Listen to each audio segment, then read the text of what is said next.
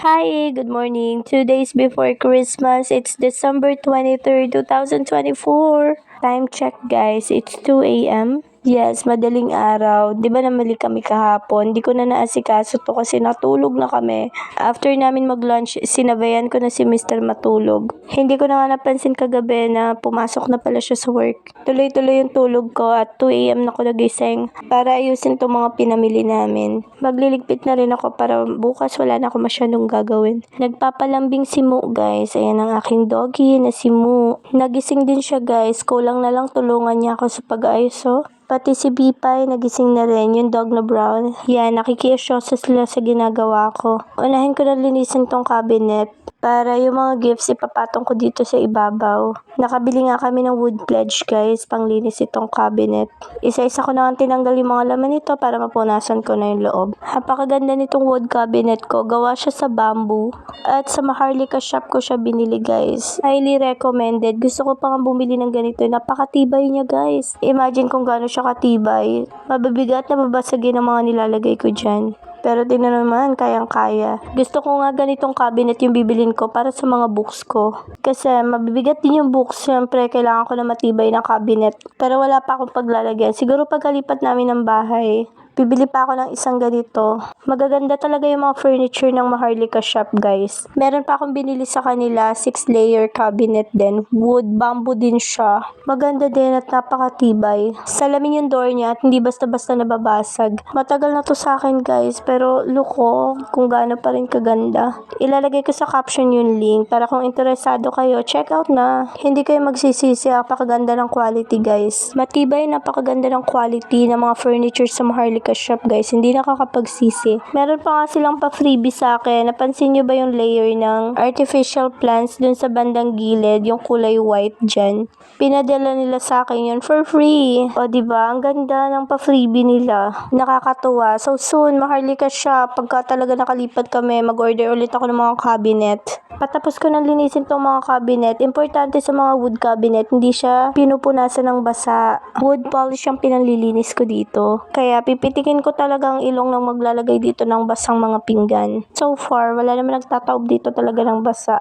Air dry lang kung ayaw naman punasan. Saka madali lang naman talagang linisin to, lalo na kung masipag ka. Ilalagay ko na rin pala itong aking table runner kahit parang hindi naman siya makikita. Matatakpan nga pala to ng mga gifts. Pero kaya lang, isa pa to, napaka-cute ng aking banana holder, kaya lang ubos na yung banana. Mamaya siguro makabili na kami ng fruits. Ayan, isa-isa ko na nga pinapatong dyan mga gifts. Ayan, so yung mga naka-plastic na gifts galing yan sa kapatid ko, sa hipag ko. Dinala na nila dito yung mga gifts nila dahil meron nga kaming family Christmas gift giving. Kahit simpleng wood table, hindi ko siya pinupunasan ng basa. Wood polish din yung ginagamit ko para dyan. At yung malalaking gifts dun ko nga pinatong. Nag-start na rin ako magligpit, magpunas-punas dyan. Maliit lang yung bahay namin guys, pero parang nahihilo na yung mga dogs sa akin. Paano ba naman? Sunod ng sunod kung saan ako magpunta. Kulang na lang talaga tulungan nila akong dalawa.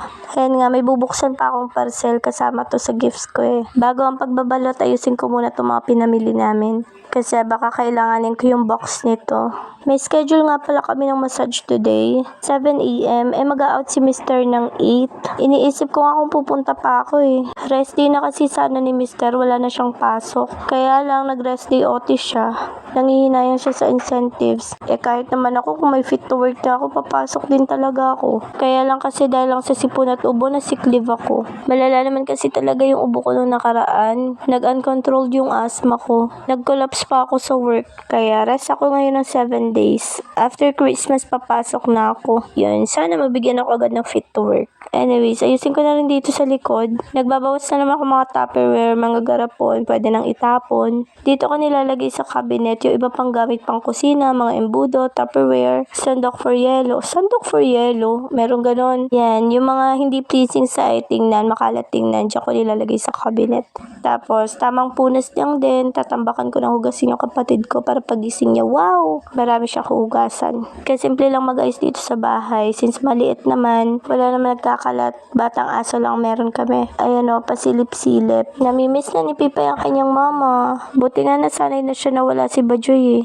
Dati kasi grabe, umiiyak talaga siya pag wala si Bajoy. Nakakarindi kaya sabi ko sa kapatid ko, sanayin niya na umaalis siya ng bahay. Kaya nung nag-start na yung pasukan, nasanay na si Pipay na pumapasok si Bajoy sa school. Unti-unti na hindi na siya umiiyak. O diba, nakapagbakasyon siya sa Mindoro nang walang umiiyak na Pipay. So, ganito lang ako maglinis guys. Siyempre mabilisan kasi naka-fast forward. Wala na kami masyadong stock. Ayan, puro tomato sauce kasi nga magbimenudo si Mister. Patapos na ako magligpit guys. Yung mga hugasin, yung kapatid ko na maghuhugas yan mamaya pagising niya. Sisimulan ko na yung pagbabalot nitong gifts. Matutuwa talaga sila sa marireceive nila. So, ayan, may pa-whitening package tayo, fitness package, chocolate wellness, grocery package, kitchen package, clothing package, breakfast treats. Ang saya nito guys, excited na ako. Dito ko ilalagay, kukuveran ko na lang to ng telang block para matakpan yung box sa ilalim. Yung laman ng mga box sa ilalim, mga books ko yan. Wala na kasing space, wala na ako mapaglagyan ng mga books, kaya dyan na muna. Pinaglagyan ko kasi ng mga gamit ko din yung cabinet para sa mga books ko. Anyways, patapos na ako. Tcharan! Ayan na.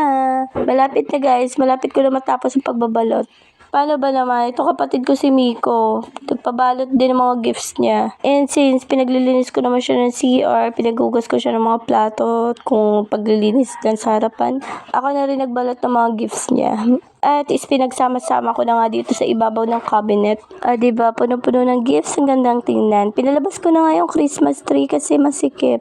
Hindi na kami makakilo sa loob, kaya nasa labas na yung Christmas tree. Anyways, ito nga pala yung para sa mga batang mamamas ko. Nag-ready na kami ng crayons at maliit na coloring book. Ang cute kaya niyan guys, oh. Marami kasing mga batang mamamas ko dito. Yan, para sa mga toddler, merong coloring book and crayons. Meron din kaming set ng pencil, ruler, sharpener. At dahil nga naubos na yung mga ribbon ko, nagamit na namin sa Christmas Bay decor. Yarn na lang ang ginamit kong pangtali dito. So yarn, crayons, and coloring book. Umorder nga rin ako ng pocket mirror pang teenage girl. Last year kasi merong girls na pumunta, mga 14 years old. So pocket mirror yung ibibigay namin, tapos merong ponytail, yung simple lang. Pero more on kids din kasi yung pumupunta. Konti lang naman yung nasa 13 to 14 years old. Last year yung pinamigay namin is more on toys and candies. So ngayon, naisip ko na school supplies yung pamigay. At ito nga, babawas ako sa mga clip and ponytail si Bajoy. Baby, palitan ko na lang ha. Pocket mirror lang kasi sana yung papamigay ko, kaya lang parang kulang. Kaya kumuha ako di sa ponytail si Bajoy. Ayan, bago pa yan lahat. Palitan ko na lang pagbalik niya.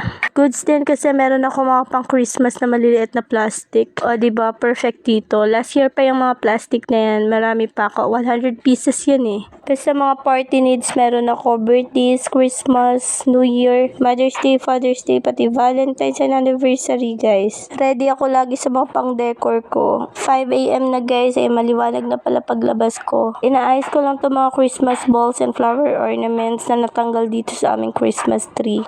Kasi diba nga, pinalabas ko na tong Christmas tree. O diba, bagay na bagay naman siya dito sa labas. Perfect. Parang sinukat lang siya dito.